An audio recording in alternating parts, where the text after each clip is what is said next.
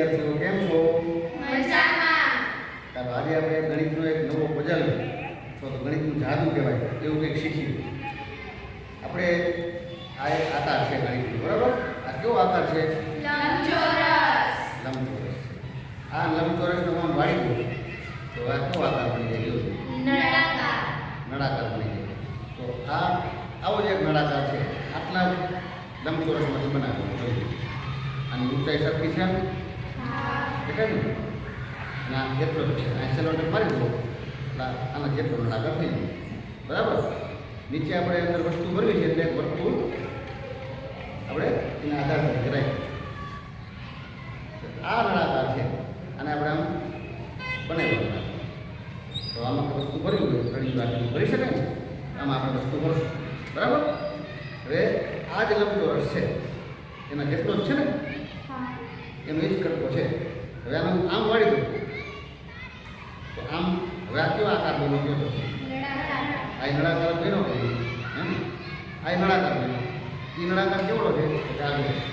આની ઊંચાઈ એટલી છે અને આની જેટલો જ છે, એટલે અહીંયા આપણે સેલોટેપ મારી દઈએ એટલે આ નળાકાર આ લંબચોરસને ઊભો વાળવા સુધી બને એવો નળાકાર છે.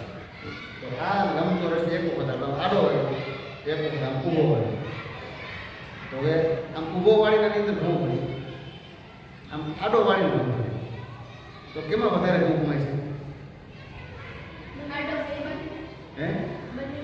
બંનેમાં સરખા સમય છે? બોલો જે આવડતું બોલો. આડો આડો એટલે કયો? હા હા, આમાં વધારે છે. અમુક એમ કહે છે કે આમાં વધારે છે, અમુક એમ કહે છે કે એમાં સરખો. જો આ લંબચોરસ છે એ તો સરખો જ હતો, એનું ક્ષેત્રફળ તો સરખું જ છે.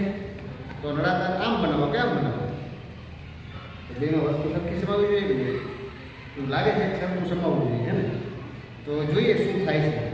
આમાંથી આપણે બનાવી નાખ્યા છે. હવે આની જરૂર નથી. તો પહેલાં આપણે આને ભરી, બરાબર? અને જોઈએ કે આમાં જે સમય છે આના જેટલું જ છે કે કેટલું છે. તો આને ભરી દઈએ.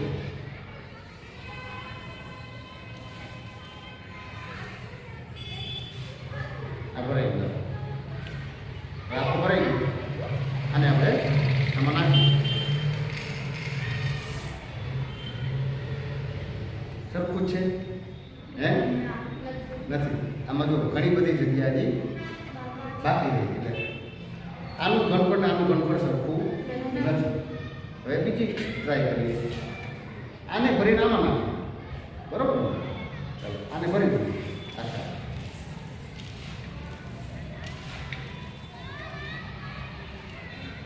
અને આખા ભરી દઈએ. હવે એને આપણે આમાં નાખીએ.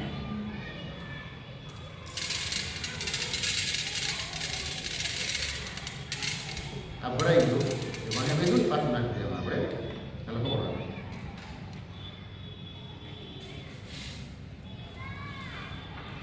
તો જો આ આખું ભરેલો હતો એમાં નાખવાનું.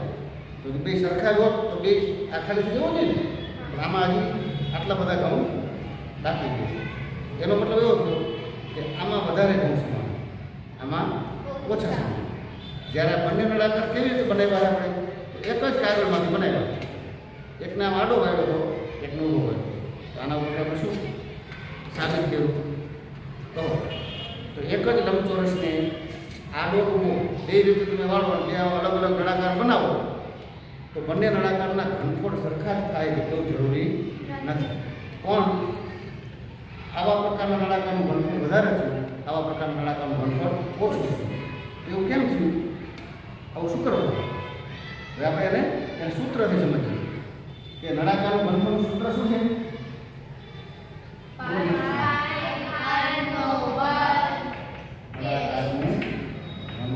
કોણ ફરીથી? હવે તમે એક નળાકાર લીધો આવો જે ઊંચો હતો, ઊંચો જાડો હતો, પહોળો ઓછો. બીજો નળાકાર આપણે આવો બનાવ્યો એટલે પહોળો વધારે છે, ઊંચો ઓછો, હે ને? તો તમે નળાકારમાં જોશો એનું સૂત્ર તો એક આ ત્રિજ્યા આવે અને એક આ ઊંચાઈ આવે, બરાબર ને? તો ત્રિજ્યા છે એનો વર્ગ છે, દેખાય છે? તો આ ત્રિજ્યા છે, આ ત્રિજ્યા છે, આ આ નળાકારમાં ત્રિજ્યા કેટલી છે? નાની છે. આ નળાકારની ત્રિજ્યા મોટી છે. ત્રિજ્યા મોટી છે અને એનો વર્ગ થાય એટલે એ વધારે વખત ગુણાય છે. એટલે જેની ત્રિજ્યા મોટી હોય એ નળાકાર મોટો થાય. અહીંયા ઊંચાઈ છે એક જ વખત આવે. આની ઊંચાઈ મોટી છે પણ એક જ વખત આવે છે. આની ઊંચાઈ છે એ નાની છે પણ એક જ વખત છે.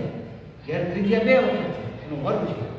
તો જેની ત્રિજ્યા મોટી હોય એ જ નળાકારનું ઘનફળ મોટું થાય. એટલે આપણે આમાં જોયું કે આ નળાકાર છે એટલે ત્રિજ્યા મોટી છે, ઊંચાઈ ભલે નાની છે એટલે એમાં વધારે કૌંસ સમાય છે. આ નળાકારની ઊંચાઈ વધારે છે, ત્રિજ્યા ઓછી છે એટલે આમાં ઓછા કૌંસ સમાય છે. સમજાણું?